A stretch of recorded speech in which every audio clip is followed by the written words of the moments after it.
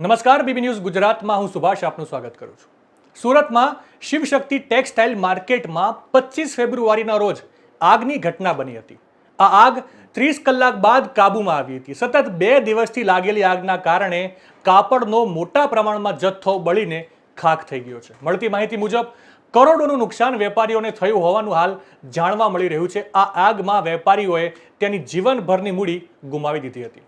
આ માર્કેટમાં 800 દુકાનો આવેલી હતી, જેમાંથી 400થી વધારે દુકાનો બળીને ખાખ થઈ ગઈ છે.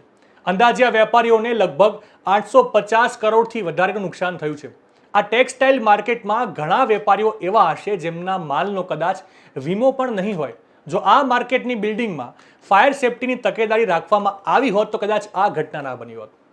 ગુજરાત વિધાનસભા સત્રમાં હાલ વિપક્ષ સરકારને બધી બાજુથી સવાલ કરીને દબાણ કરી રહ્યું છે. શિવશક્તિ ટેક્સટાઇલ માર્કેટમાં જે આગ લાગી અને વેપારીઓને જે નુકસાન ગયું તે મામલે હવે એક બાદ એક પ્રતિક્રિયાઓ સામે આવી રહી છે. આજે આ મામલે શક્તિસિંહ ગોહિલે પણ પ્રતિક્રિયા આપી છે. વિગતે સાંભળીએ શક્તિસિંહ ગોહિલને. સુરતમાં ટેક્સટાઇલ માર્કેટ એટલે કે કપડાની દુકાનો આવેલી હોય એવી માર્કેટમાં શિવશક્તિ ટેક્સટાઇલ માર્કેટમાં એક ભયંકર આગ લાગવાના કારણે લગભગ સંપૂર્ણપણે બિલ્ડિંગ એમાં ભસ્મીભૂત થયું છે. 900 જેટલા વેપારીઓ એક અંદાજ મુજબ આ માર્કેટિંગ યાર્ડમાં દુકાનો ધરાવતા હતા. લગભગ તમામ વેપારીઓનો તમામ માલ બળીને ખાખ થઈ ગયો છે.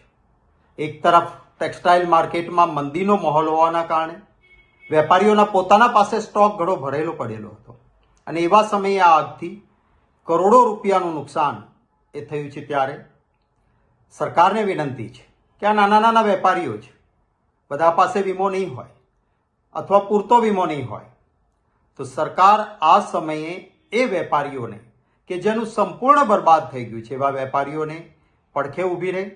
આપણા કાયદાઓમાં જૂની પરંપરાઓમાં જોગવાઈઓ છે કે આવી જ્યારે આકસ્મિક નુકસાની ગુજરાતીઓને થતી હોય છે ત્યારે ઉદાર હાથે આપણે એને સહાય આપતા હોઈએ છીએ. સૌથી વધારે દર્દનાક બાબત એ છે કે શરૂઆતમાં આગ લાગી 1:30 વાગ્યાના સમયે, સાંજ સુધી ફાયર બ્રિગેડની મહેનત થઈ અને આગ કાબૂમાં આવી ગઈ છે એવું માની લેવામાં આવ્યું. ધુમાડો થોડો નીકળતો હતો. વેપારીઓ સાથે મારી વાત થઈ.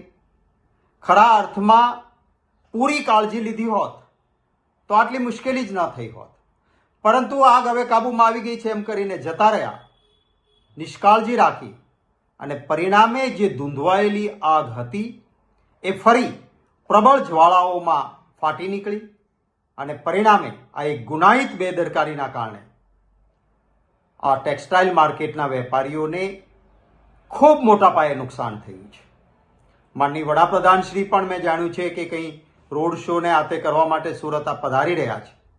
માનનીય વડાપ્રધાનશ્રીને પણ વિનંતી કરીશ કે આપના કાર્યક્રમમાંથી આ માર્કેટ જે બળીને ખાખ થઈ છે ત્યાં થોડો સમય માટે મુલાકાત કરજો. આ વેપારીઓ સુરતના છે એમના સાથે વાર્તાલાપ કરજો અને નેશનલ ડિઝાસ્ટર જે રિલીફ ફંડ છે એમાંથી પણ આ વેપારીઓને રાહત મળે એ માટેની વ્યવસ્થા પ્રધાનમંત્રી શ્રી કરે એવી પણ હૃદયપૂર્વક વિનંતી કરું છું. સુરતમાં વારંવાર આવી ઘટનાઓ બને છે. ફાયર બ્રિગેડના તૈયારીઓ અને સાધનો ટાંચા ઉતરે છે. ભૂતકાળમાં આપણે જોયું હતું કે તક્ષશિલા વખતે સીડી પણ એટલી નહોતી કે ઉપરના માળ સુધી પહોંચી શકાય. આપણે આટલું મોટું આપણી આર્થિક રાજધાની જેવું સુરત શહેર, જ્યાં કરોડો રૂપિયા લોકો ટેક્સ ભરતા હોય, તેમની સલામતી માટે વ્યવસ્થા બરાબર ન થાય એ યોગ્ય નથી. ટેક્સટાઇલ ઉદ્યોગ વિદેશી હુંડિયામણ પણ કમાવી આપે છે અને આપણા અનેક લોકોને રોજગારી એમાંથી પ્રાપ્ત થાય છે. જે સુરતની પરિસ્થિતિ છે એમાં 29 મે 2014માં પુણા કુંભારિયા રોડ ઉપર ઓર્ચિડ ટાવરમાં આ જ રીતે ટેક્સટાઇલ માર્કેટમાં ભીષણ આગ લાગી હતી અને 3 દિવસ સુધી લોકોએ મુશ્કેલીનો સામનો કરીને સંપૂર્ણ ત્યારે નુકસાન ગયું હતું. ત્યારબાદ જાન્યુઆરી 2020માં સારોલી રોડ ઉપર પુણા કુંભારિયા ખાતે રઘુવીર સિલિયમ ટેક્સટાઇલ માર્કેટ એમાં આગ લાગી હતી અને આખું માર્કેટ બળીને ખાખ થયું હતું. એટલે આ પહેલી ઘટના નથી. શું આવી જ્યાં ટેક્સટાઇલની અથવા જ્વલનશીલ કાપડ કે બીજી વસ્તુઓ રહેતી હોય ત્યાં આગોતરું આયોજન આપણે ન કરવું જોઈએ. એક ઘટના બે ઘટના પછી બોધપાઠ ન લેવો જોઈએ. આપણા આગોતરા આયોજન એવા હોવા જોઈએ. આપણે વિકસિત ભારતની વાત કરીએ છીએ તો વિકાસશીલ દેશોમાં ફાયર કંટ્રોલ કરવા માટે કદાચ એ આગ લાગી જાય તો એ આગ વિશાળ રૂપ ન લે એના માટે જે આગોતરું આયોજન થતું હોય છે એવું આગોતરું આયોજન આપણે કેમ ના કરી શકીએ. મને એક અધિકારીએ જ માહિતી આપી કે આવા પ્રકારના જ્યાં સિન્થેટિક કાપડ હોય એ ઝડપથી સળગી ઉઠે એવું કાપડ હોય ત્યારે પાણીનો મારો કરતી વખતે એમાં એક કેમિકલ એડ કરવું જોઈએ જેનાથી ફોમયુક્ત પાણી જાય, અને ફોમયુક્ત પાણી જાય તો આવા જ્વલનશીલ પદાર્થો હોય ત્યાં આગ ઝડપથી કાબૂમાં લઈ શકાય.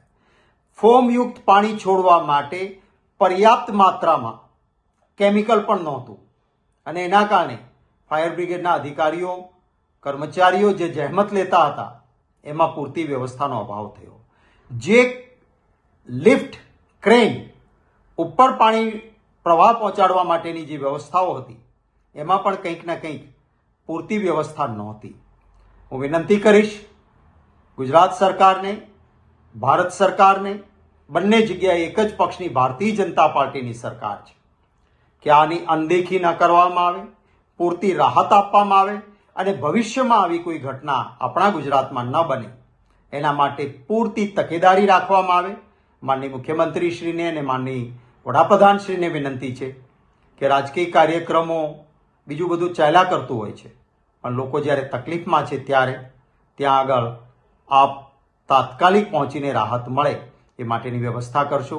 કોંગ્રેસ પક્ષ દ્વારા અમારી એક ટીમ ઓલરેડી ત્યાં આગળ સ્થાનિક આગેવાનોની જઈને એમણે લોકોને જે મુશ્કેલી પડી છે એનો તાજો ચિતાર મેળવીને મારા સાથે વાત કરી હતી. અમે ફરી એક ટીમ પણ ત્યાં જે લોકો છે એમના પ્રશ્નો સાંભળીને એક જવાબદાર વિરોધ પક્ષ તરીકે સરકાર સુધી એ વાત પહોંચાડવામાં પ્રયત્ન કરીશું. સરકારને ક્યાંય પણ જે મુશ્કેલીમાં આવ્યા છે લોકોની રાહતની કામગીરીમાં અમારી જરૂર હશે તો અમારા પક્ષના કાર્યકર્તાઓ સ્વયંસેવક બનીને એમાં મદદરૂપ બનશે. વડાપ્રધાન નરેન્દ્ર મોદી આગામી દિવસોમાં સુરતની મુલાકાતે જવાના છે અને તેઓ રોડ શો પણ કરવાના છે. આ રોડ શો થાય એ પહેલા નેતાઓ અને સરકારી બાબુઓ વેપારીઓની મુલાકાત લઈને એમને યોગ્ય વળતર આપવાની વાત કરે એવું બની શકે. આપણા કાયદાઓમાં જૂની પરંપરાઓમાં જોગવાઈઓ છે કે જ્યારે આવી આકસ્મિક નુકસાની વેપારીઓને થતી હોય છે ત્યારે ઉદાર હાથે સરકાર તેમને સહાય આપે છે. ખરા અર્થમાં પૂરતી કાળજી લીધી હોત તો આટલી મુશ્કેલી ન થઈ હોત. નિષ્કાળજીને પરિણામે જે ધૂંધવાયેલી આગ હતી એ ફરી પ્રબળ જ્વાળાઓમાં ફાટી નીકળી અને પરિણામે એક ગુનાહિત બેદરકારીના કારણે આ ટેક્સટાઇલ માર્કેટના વેપારીઓને ખૂબ મોટા પાયે નુકસાન થયું છે. તંત્રએ ભવિષ્યમાં આવી ઘટનાઓ ફરી ના બને તેના માટે તકેદારીના પગલાં લેવા જોઈએ. ખાસ કરીને આ પ્રકારની જ્વલનશીલ જગ્યાઓ હોય ત્યાં ફાયર સેફટીને લઈને પૂરતું ધ્યાન રાખવું જોઈએ. નવા સમાચાર નવી અપડેટ સાથે ફરી મળીશું. ત્યાં સુધી મને રજા આપશો. નમસ્કાર.